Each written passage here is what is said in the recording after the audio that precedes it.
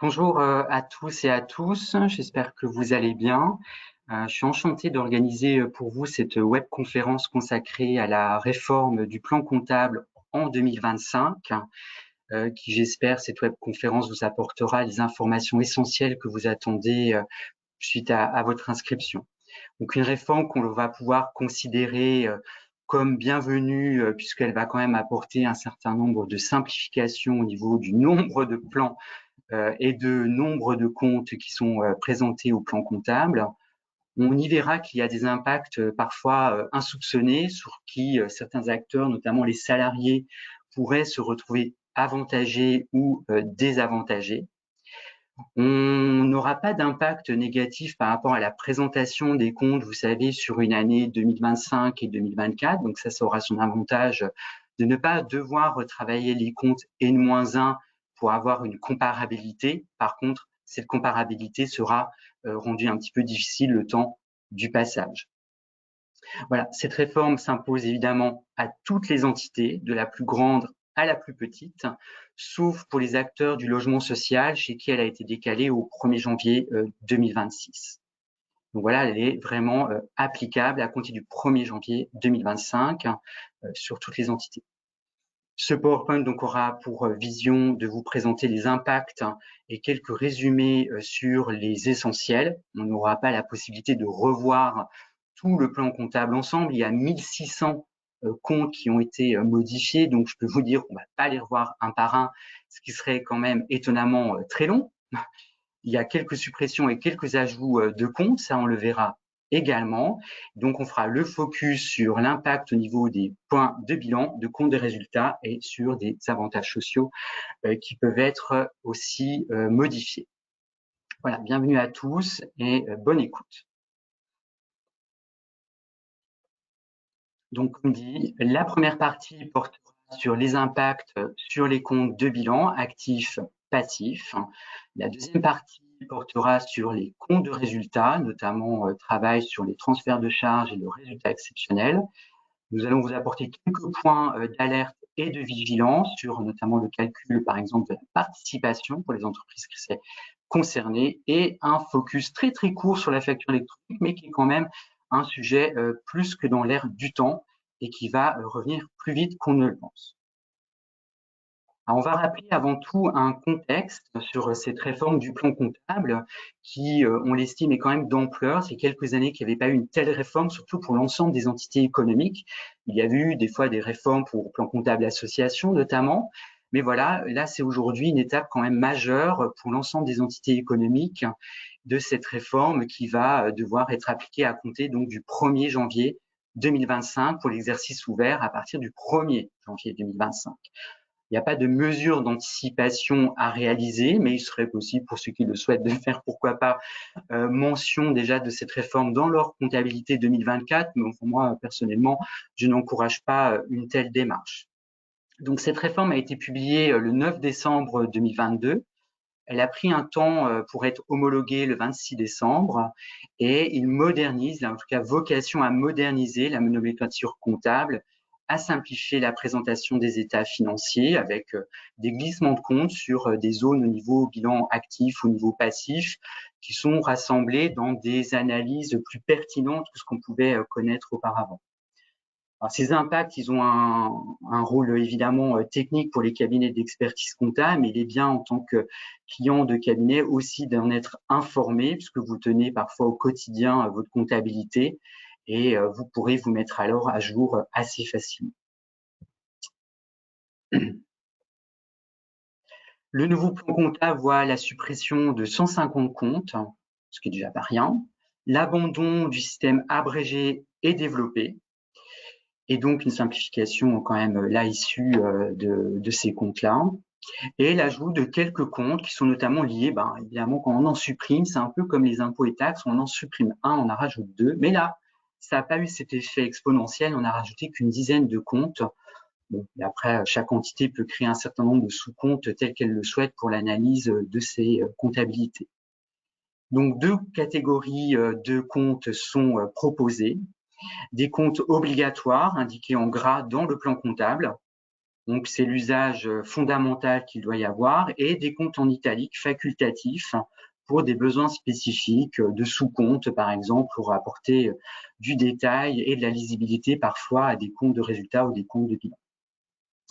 Donc, la nouvelle disposition s'appliquera à compter l'exercice de première application sans emporter de conséquences sur les exercices antérieurs, c'est-à-dire que on va appliquer la réforme au 1er janvier 2025 sans aller modifier nos comptes 2024, donc ils vont peut-être à un moment donné de comparabilité, les éléments vont pas se retrouver nécessairement face à face entre n et n-1, c'est pas grave, c'est un petit mauvais moment à passer. Et dès 2026, on aura la bonne comparabilité avec 2025. Voilà, mais vous amusez pas à passer des écritures sur les exercices antérieurs pour avoir quelque chose de visuellement aligné. Donc, le premier impact va porter sur les comptes de bilan. C'est pas ceux qui vont avoir un impact tellement parlant pour un certain nombre d'acteurs. C'est plutôt sur le compte de résultat où les incidences seront plus significatives. Donc, au niveau du compte de bilan, on a les actifs et les passifs. Et on va revenir avant tout sur un sujet des actifs immobilisés qui n'est pas en lien. Vous allez me dire, c'est hors sujet. Oui, ça va être un peu hors sujet pendant quelques minutes. C'est une réforme sur laquelle on voulait revenir qui a été proposée au 1er janvier 2024 sur les solutions informatiques, c'est-à-dire un seul compte va être utilisé pour les sites internet, les logiciels, et qu'on va appeler désormais solutions informatiques avec un mode d'amortissement qui lui sera propre. On ne connaît plus d'amortissement des logiciels sur 1 an, par exemple, c'est sur 3 ans. Donc, il a été redéfini au niveau du plan comptable, les éléments à comptabiliser dans ces postes d'investissement et d'actifs immobilisés sous forme de solutions informatiques et non plus site internet, logiciels, etc.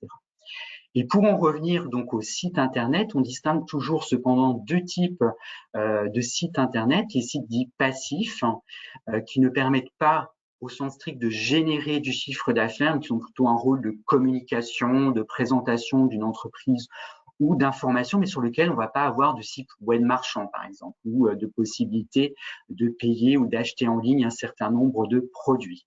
Ça présente donc plutôt une marque, une entreprise ou une vocation de vitrine et de publicité. Ils n'entrent donc pas dans le champ des immobilisations incorporelles et donc des solutions informatiques et sont toujours comptabilisés en poste de charge.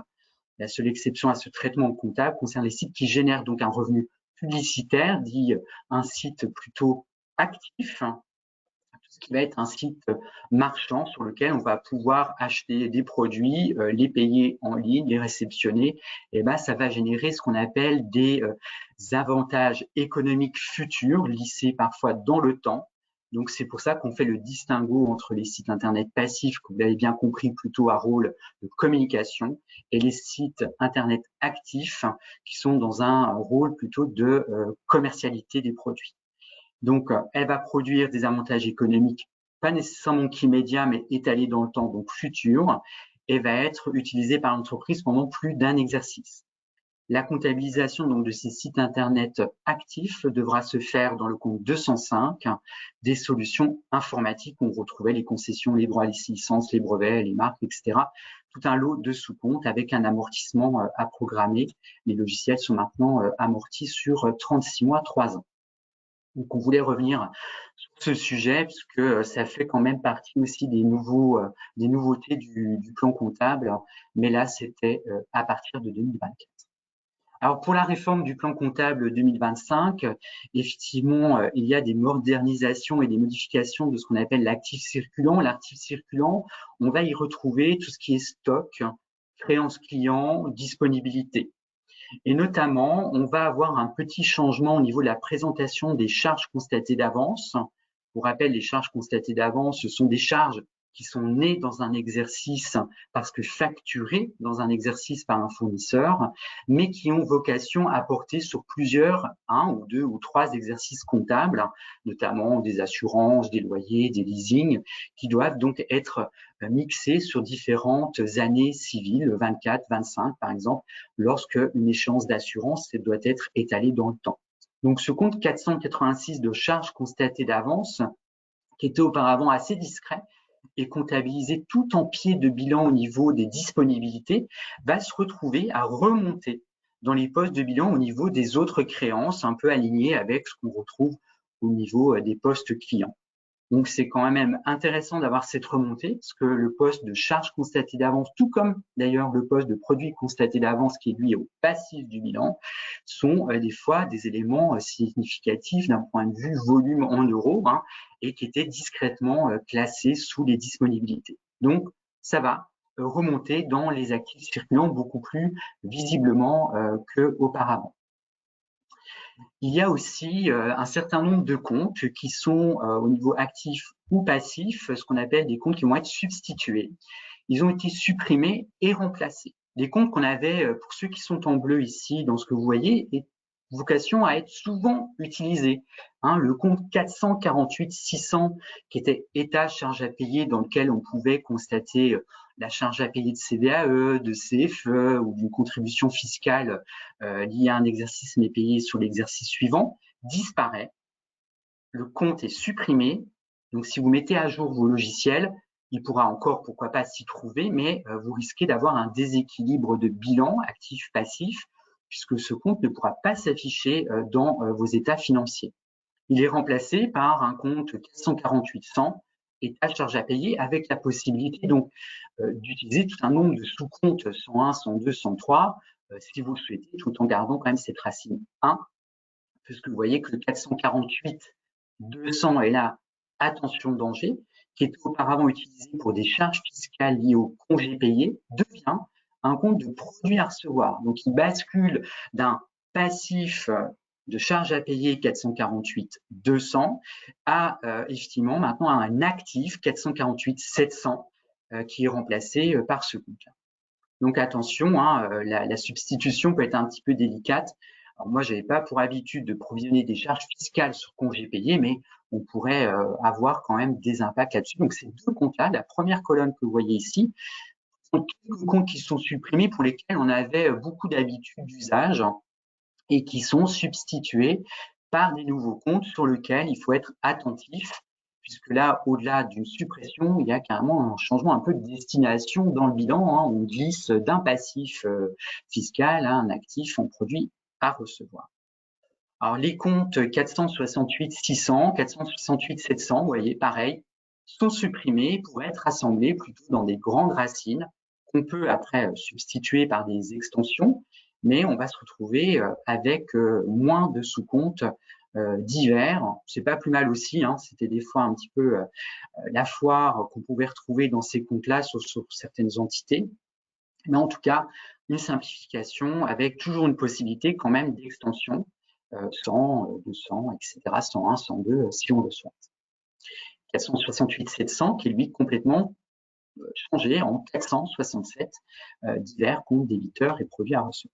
Pareil, le 438-700 qui portait plutôt sur des remboursements de charges sociales qui étaient parfois attendus, imaginons des indemnités journalières ou des charges sociales sur indemnités journalières, et carrément un nouveau compte qu'on n'a vraiment pas l'habitude de voir, un compte 439. Pourquoi pas l'habitude? Parce que les comptes en neuf, c'était vraiment des comptes rarement utilisés ou qu'on avait souvent présentés pour les plus anciens d'entre nous comme des comptes un petit peu inverses. Et on les utilisait très très peu, on n'aimait pas forcément voir ces comptes en neuf dans nos plans comptables. Donc 438-700 devient 439. Alors moi je vous recommande d'acheter ce petit accordéon pour quelques euros de plan comptable 2025. Vous le trouverez dans toutes les bonnes librairies ou en ligne si vous le souhaitez. Mais si vous voulez faire vivre votre petit commerce, vous pouvez aller à la librairie du coin pourra vous commander ce nouveau plan comptable 2025 et vous retrouverez ces modifications. La problématique, vous ne verrez pas l'avant, mais vous aurez l'après.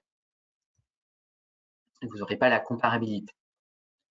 On va avoir des comptes qui sont totalement supprimés, tels que le 428-700, qui était lié aux charges de personnel produits à recevoir. Ça disparaît. Et le compte chèque postal, pour là encore, peut-être parfois les plus anciens d'entre nous, qui pouvaient avoir dans leur comptabilité les comptes 514, on utilisera un compte 512 comme une banque classique. Si on peut appeler chèques postaux pourquoi pas, un terme un petit peu ancien quand même, on utilisera peut-être plutôt la banque postale, hein, c'était elle qui était liée à ces comptes auparavant. Vous pourrez utiliser un 512 400 si ça vous sert de repère par rapport à cette racine 4 pour utiliser toujours ce compte de la banque postale.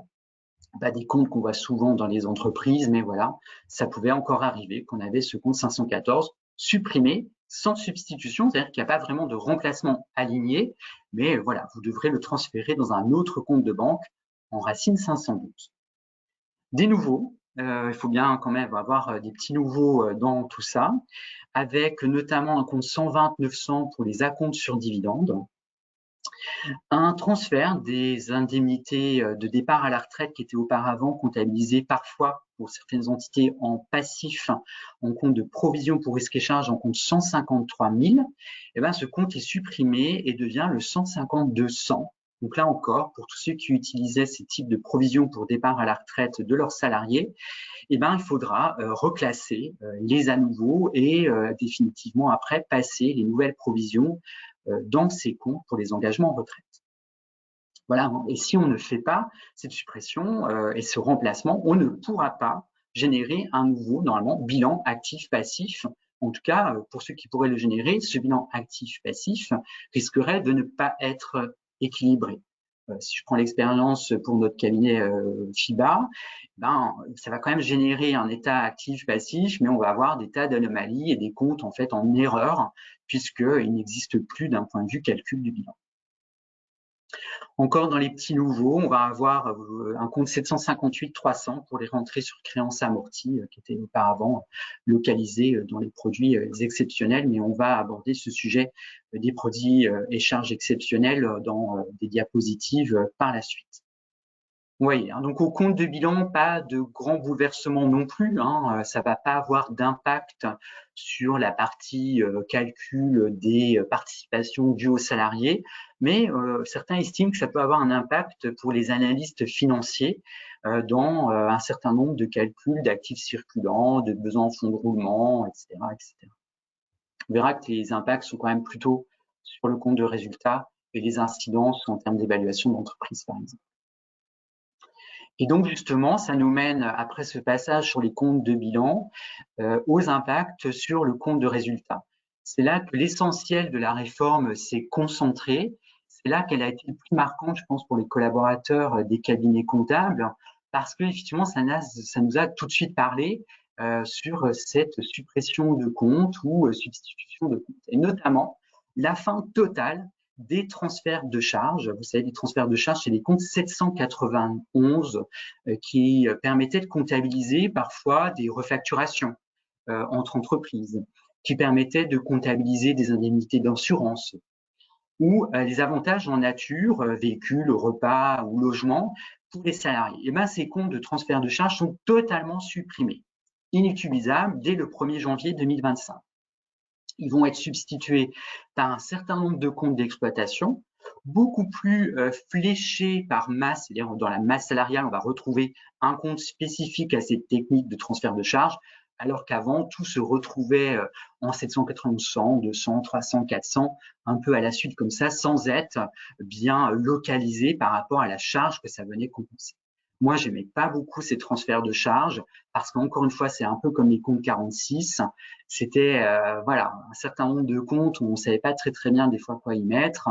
On y mettait notamment des refacturations. Moi, j'aimais pas ça. Les refacturations, c'est plutôt des comptes de chiffre d'affaires avec parfois de la TVA collectée. Donc, dans nos contrôles de masse de TVA collectée, les comptes 791 n'étaient pas toujours bien gérés. Et ben, ça va permettre de supprimer ces problématiques en effaçant tous les comptes de transfert de charges inutilisables à compter du 1er janvier.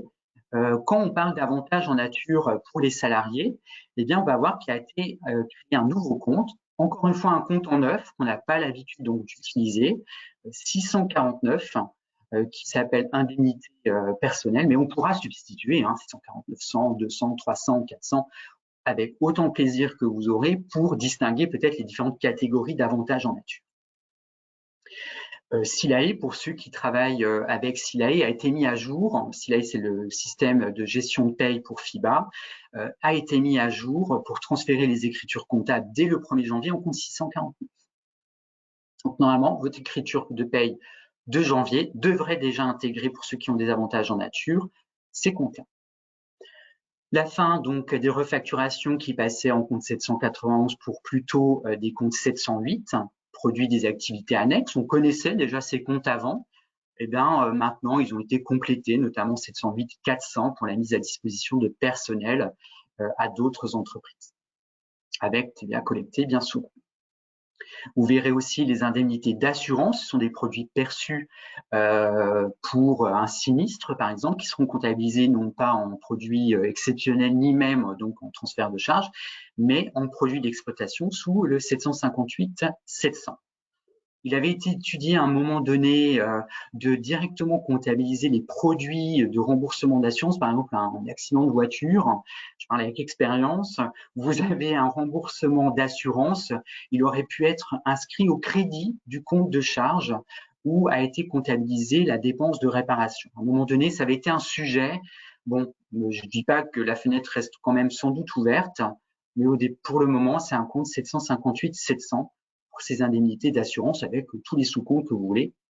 Encore une fois, 710, 720, 730, si vous souhaitez distinguer un certain nombre de sujets. Enfin, apporter trop de détails, au bout d'un moment, on n'arrive plus à s'y retrouver. Donc voilà, il est important de retenir que c'est la fin totale des transferts de charges inutilisables, totalement périmés au 1er janvier 2025. Moi, je trouve que c'est une bonne idée. Ça va nous rendre quand même les choses plus lisibles et ça va rassembler dans des mêmes blocs de comptes de résultats des postes de transfert d'actifs de refacturation ou de crédit de charge qui étaient parfois localisés dans un lot de produits et mal fléchés.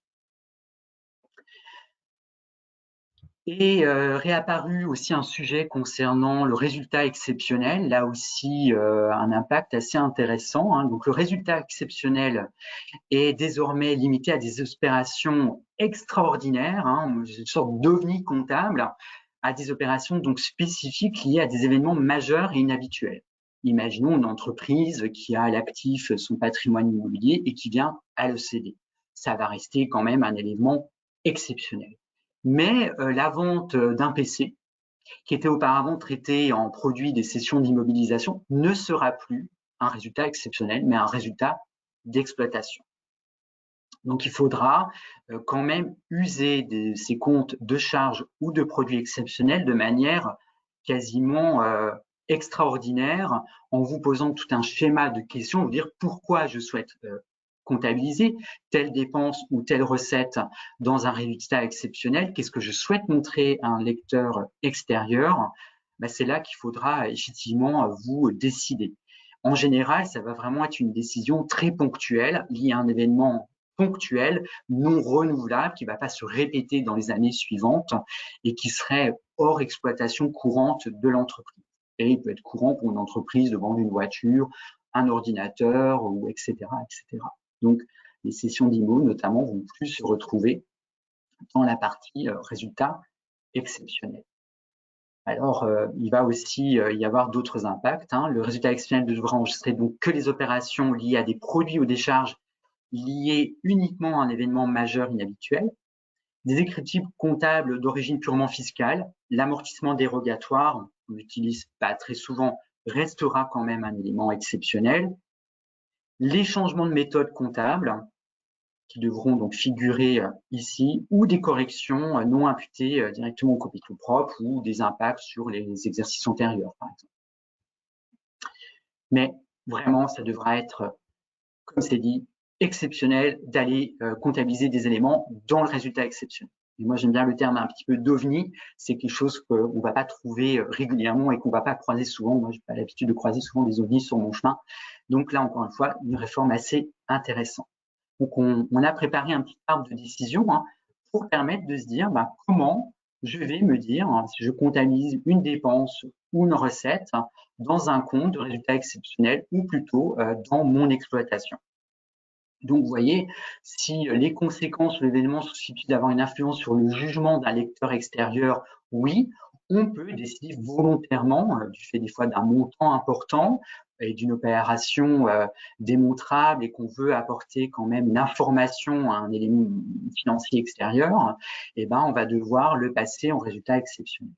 Si c'était un élément plutôt courant et on se moque un petit peu de donner une information particulière à l'extérieur, ça passera donc dans l'exploitation. Donc, il y a un peu deux types d'arbres de décision. Hein. C'est ce côté quelle information je veux donner à l'extérieur et par ailleurs, est-ce que c'est un événement majeur et inhabituel, oui ou non? Et à chaque fois, on va redescendre dans une décision de comptabilisation.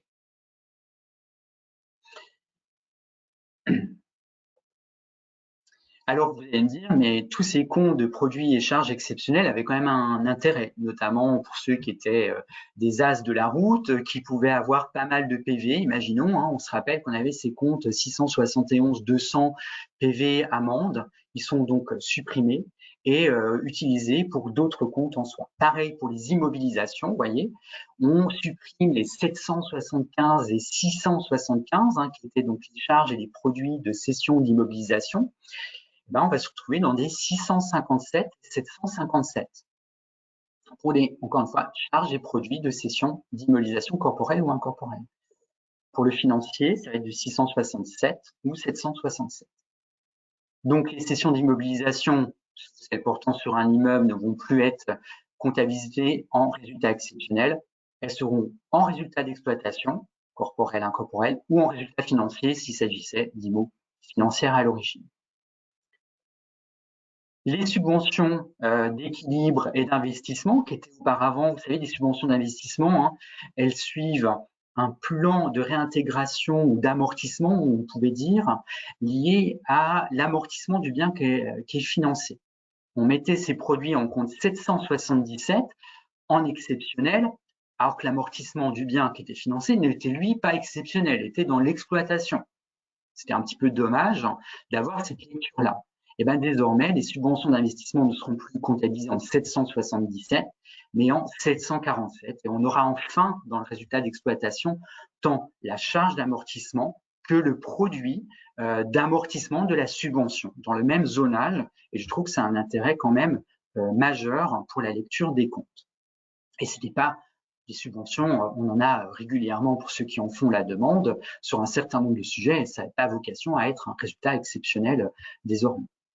Subventions d'équilibre passeront, elles, en 742, là pareil, parce que souvent, elles finançaient de toute façon de l'exploitation.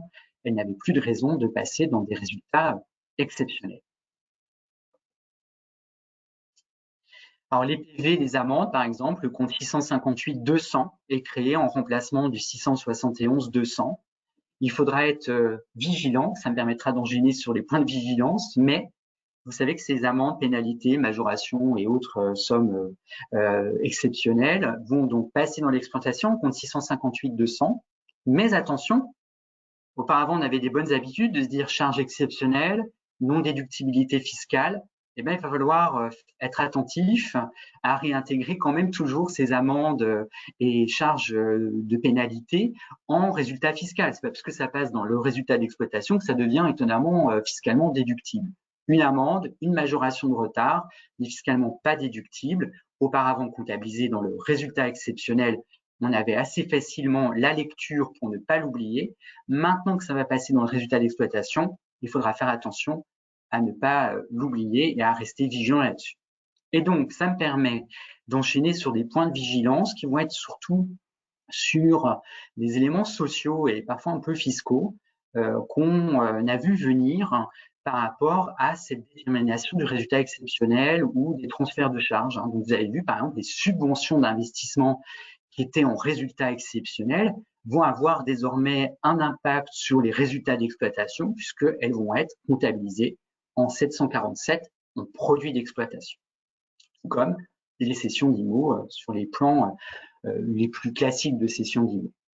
Alors, le premier impact peut être sur la CVAE, puisque le calcul de la valeur ajoutée, cette contribution qui a substitué l'ancienne taxe professionnelle, contribution sur la valeur ajoutée qui ne cesse d'être supprimée, mais dont la suppression ne cesse d'être reportée finalement, avec oui, encore une fois, dans la loi de finances 2025, finalement presque une augmentation de la CVAE si on regarde le détail du texte. Mais désormais, cette CVAE qui n'enregistrait pas les produits de cession d'IMO, quoique, eh ben, va se retrouver à comptabiliser dans la détermination de sa base de calcul les cessions d'IMO comme étant de l'exploitation. Alors, on avait quand même des fois par expérience l'habitude d'ajouter quand même les plus-values de cession d'IMO portant sur des sujets un peu classiques pour une entreprise dans la valeur ajoutée. Par exemple, dans le transport, lorsqu'on vient à céder un camion, auparavant c'était dans le résultat exceptionnel, ça va passer dans le résultat d'exploitation, mais bien souvent ceux qui avaient une bonne pratique fiscale réintégraient déjà ces plus-values dans le calcul de la contribution sur la valeur ajoutée des entreprises. Donc, vous voyez, là, ce sera d'office dans ce calcul de base. Alors, comme la CVAE va disparaître potentiellement dans quelques années, de report en report, sauf si elle est substituée par un nouvel impôt, c'est un sujet qui est plus très majeur, mais voilà, sur des montants parfois importants, ça peut quand même avoir des conséquences en termes de contribution. Par contre, ça ne prendra pas les subventions d'investissement. Pourquoi ? Parce que les amortissements comptables constatés sur les investissements ne sont pas déduits de la contribution, de la base de contribution sur la valeur ajoutée des entreprises. Donc, il n'y a aucune raison là, par contre, que le produit de la subvention vienne sur les investissements augmenter la contribution sur la valeur ajoutée. Donc là, on peut comprendre la logique. Alors, sur les enjeux sociaux, il y en aura plusieurs, notamment sur la participation des entreprises, pour les entreprises de plus de 50 salariés qui ont l'obligation d'avoir un accord de participation, et pourquoi pas pour ceux qui sont en dessous de 50 salariés, mais qui ont quand même volontairement mis en place une telle participation. On rappelle que la réserve spéciale de participation, c'est 1,5 B bénéfice fiscal moins 5% des capitaux propres, multiplié par les salaires sur la valeur ajoutée. Et tout à coup apparaît donc cette division salaire sur valeur ajoutée. Et bien donc, puisqu'on va enregistrer dans la valeur ajoutée des sommes qui auparavant n'y figuraient pas, on peut avoir un impact sur le calcul de la participation plus ou moins favorable aux salariés, puisqu'on va parfois diviser par des montants plus importants et donc faire baisser la participation dédiée au versement des salariés. Donc attention, là encore une fois, la formule ne change pas, c'est pas prévu de la modifier, c'est prévu par le Code du travail, donc il n'y a vraiment pas de modification du tout envisagée à ce niveau-là.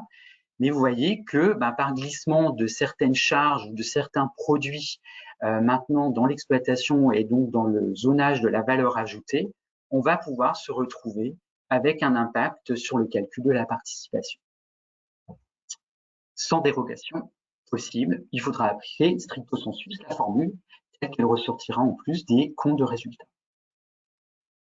Donc ça peut notamment être un sujet vis-à-vis des élus du CSE qui pourraient mal comprendre les impacts de cette réforme du plan comptable sur lesquels ils sont parfois très lointains en tant qu'élus et sur lesquels, quand on va leur présenter le rapport sur la participation, on va leur dire il y a une baisse ou il y a une hausse parce que c'est pas tellement lié aux résultats de l'entreprise, mais parce qu'on a fléché un certain nombre de charges ou de produits autrement dans le compte de résultats. Pas volontairement, mais par action légale. La nouvelle définition aussi du résultat exceptionnel donc aura un impact sur le calcul de la participation, mais également la suppression des transferts de charges, puisqu'on va se retrouver avec des comptes 708 qui vont générer un résultat d'exploitation, là encore une fois, et qui des fois avec les comptes 791 avaient tendance à glisser en fin du compte de résultat et on les voyait pas très bien au niveau de la valeur ajoutée. Donc là au moins c'est clarifié. Et il n'y aura pas de maquillage, on va dire, de la valeur ajoutée. Toujours sur le plan social, certaines entreprises, de toute taille d'ailleurs, peuvent avoir en place un accord d'intéressement qui était calculé sur des ratios type 5% de la valeur ajoutée, 3% du résultat d'exploitation, 2% du résultat courant avant impôt. Tous ces niveaux de résultats d'exploitation, courant avant impôt ou valeur ajoutée, n'intégraient pas les plus-values de cession d'IMO, les investissements ou les subventions d'investissement. Là, désormais, on va se retrouver dans le résultat d'exploitation avec des produits de cession d'immobilisation ou des produits de subvention d'investissement. Donc, augmentation des résultats d'exploitation, l'accord d'intéressement il a été signé il y a 2 ans, il est encore valable, on ne va pas pouvoir le modifier, il faudra aller au bout. Et ben, on aura sans doute une augmentation alors de l'intéressement versé aux salariés puisque on va avoir une base de calcul renforcée. Alors, en augmentation, si évidemment on a plutôt des produits à ajouter. Si par contre, tout à coup, on a des charges qui étaient des charges exceptionnelles qui deviennent à être des charges d'exploitation, eh ben, on pourrait avoir un impact là par contre négatif sur l'intéressement. Donc ça dépend comment on se positionne en tant qu'employeur ou en tant que salarié. Hein, chacun va y trouver ses avantages ou ses inconvénients. Et même des fois, dans la position de l'un ou de l'autre, on estime que les choses sont plus justes ou plus injustes. Ça, c'est vraiment une question de psychologie. Mais moi, je trouve, j'aime quand même à retrouver dans le résultat d'exploitation les subventions d'investissement parce que ça me paraît logique par rapport à la charge d'amortissement qui était auparavant donc déduite dans le résultat. Voilà, alors après, vous pourrez mettre à jour vos accords d'intéressement, mais vous aurez du mal à y intégrer le fait d'éluder un certain nombre de sujets. Il faudra bien choisir une base de résultats qui soit le résultat net ou le résultat d'exploitation. Vous y intégrerez forcément ces nouveautés en soi. Donc voilà, vous vendez une voiture qui était à votre actif et qui était amortie depuis 7 ans. Voilà, elle ne vaut plus rien, 0 en valeur comptable. Vous venez à la vente 40 000 euros. Auparavant, ça ne serait pas passé dans le résultat d'exploitation. Ça va passer dans le résultat d'exploitation. Il y aura sur cette cession, étonnamment, de l'intéressement versé aux salariés potentiellement. Attention, dans vos accords d'intéressement, ne pas choisir, par exemple, le chiffre d'affaires comme donnée de base de calcul d'intéressement, c'est pas permis. Il faut toujours jouer sur un résultat. Alors, un autre sous radar, hein, et sous les radars, pardon, qu'on peut voir surgir dans quelques années, c'est la revalorisation ou la valorisation des entreprises. Puisqu'on émet souvent, pour valoriser les entreprises, à utiliser l'excédent brut d'exploitation multiplié par 5 pour dire une entreprise vaut 5 fois cet excédent brut d'exploitation ou 7 fois mon résultat d'exploitation. Et ben, en y intégrant là un peu comme les sujets d'intéressement et de participation des nouveautés de charges ou de produits, on va naturellement pouvoir accroître un certain nombre de valeurs comptables et pourquoi pas accroître la valeur de son entreprise.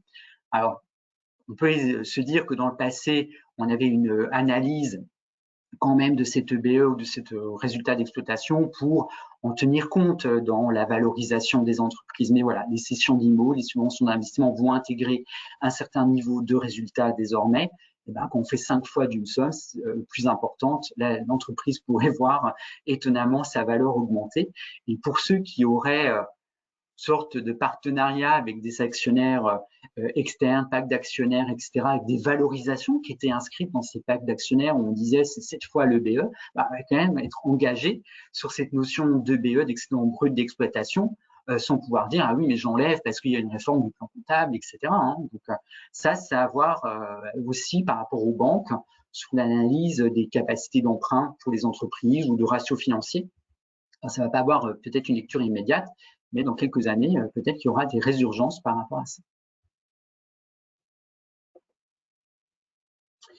Voilà, alors pour presque conclure cette webconférence sur la réforme du plan comptable qui, j'espère, vous a été suffisamment abordable, sur laquelle on a voulu vraiment apporter que l'essentiel, on voulait faire un petit focus pour ce qu'on rappelle la facture électronique. Hein, la facture électronique, c'est une réforme qui était déjà envisagée il y a quelques années, qui a été reportée et le calendrier pour le moment, le 1er septembre 2026, toutes les entreprises devront être en capacité de recevoir des factures électroniques et ce n'est pas recevoir un PDF dans un mail, clairement pas ça. Ce n'est pas non plus recevoir une photo dans un mail, c'est vraiment une plateforme dédiée au téléchargement de factures par ce que les fournisseurs pourraient vous déposer. Et toutes les entreprises devront être dans l'obligation d'émettre à partir du 1er septembre 2027. Les opérations concernées sont les achats et les ventes entre assujettis en soi, mais qu'on se travaille avec des professionnels ou des particuliers. Le coiffeur du coin sera tenu de le faire, le boulanger, le tabac, le plombier. toutes les activités économiques, de la grande à la petite entreprise, y seront amenées à un moment donné. On parle d'assujettis à TVA. Les auto-entrepreneurs seront concernés, les micro-entrepreneurs seront concernés. Ils ne sont peut-être pas concernés, quoique avec les nouveaux seuils, par la TVA dans l'immédiat, mais ce sont des assujettis qui profitent d'une franchise en TVA. Mais ils restent quand même au départ assujettis. Donc, tout le monde sera concerné. Soyez vigilants. Vous pourriez être contacté, on l'a déjà remarqué, par des agents commerciaux bien aimables qui vous proposent d'adhérer à ce qu'on appelle à ces fameuses plateformes. Aujourd'hui, aucune plateforme n'a d'accréditation de la part des impôts. Donc, il ne faut pas se précipiter à aller choisir une plateforme dans laquelle vous pourriez être menotté définitivement, alors que peut-être d'ici 2026, il y aura d'autres enjeux. La plateforme aurait disparu ou elle n'est plus tout à fait à jour sur les cahiers des charges qui sont sollicités par l'administration fiscale, etc. Donc voilà, c'est un sujet qu'il faut garder précautionneusement quand même d'un coin sur votre bureau. Incontournable, vraiment un gros sujet. Vous pouvez toujours commencer un peu ce sujet par la dématérialisation déjà de vos factures pour vous dans votre gestion interne d'entreprise, scanner vos factures, les classer. Mais je rappelle qu'un PDF dans un mail n'est pas une facture électronique. Donc ça, on voulait refaire le point.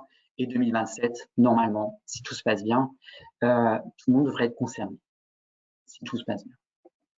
Il y a à peu près plus de 2 milliards d'échanges de documents qui sont attendus régulièrement sur la facture électronique. 2 milliards de factures, on va faire x2, parce que ce qui rentre d'un côté sort de l'autre.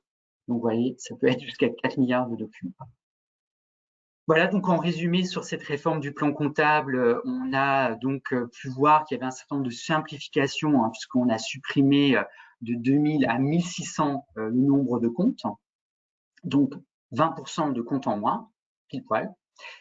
On a une redéfinition du résultat exceptionnel avec ces fameuses sessions d'immobilisation ou amortissement de subventions d'investissement qui intègrent désormais le résultat d'exploitation avec une certaine logique et la suppression des comptes de transfert de charges, substitués plutôt par des comptes de chiffre d'affaires pour ce qui était de la refacturation compte 708 ou des comptes de produits divers 750 et ses annexes pour les opérations un petit peu plus particulières. Il est important de mettre à jour vos logiciels, c'est évident, ou en tout cas, alors vous allez devoir créer sinon à la main tous les nouveaux comptes, supprimer tous les anciens, c'est quand même pas quelque chose d'extraordinaire à faire d'un point de vue valeur ajoutée. Donc, mettre à jour vos logiciels, c'est important. Pour la plupart des éditeurs de logiciels de comptabilité, la mise à jour se fera, vous sera de toute façon proposée si elle n'est pas déjà faite. Mais c'est quand même un sujet important à mettre. Voilà, on vous remercie pour votre attention. On est de nombreux participants. J'ai vraiment été enchanté pour moi d'organiser cette première webconférence pour moi. Donc j'espère que ça vous a plu. Je m'excuse si j'ai eu quelques hésitations, mais en tout cas j'ai essayé de bien faire pour ma première webconférence.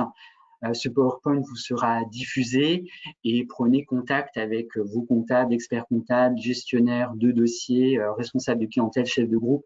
Ils sauront vous apporter tous les conseils qu'il faut sur cette réforme. En tout cas, chez FIBA, on a mis à cœur autant de former nos clients que nos collaborateurs sur ce sujet. Ils auront aussi la chance de recevoir tous un plan comptable 2025 et voilà. Merci pour votre attention et bonne journée.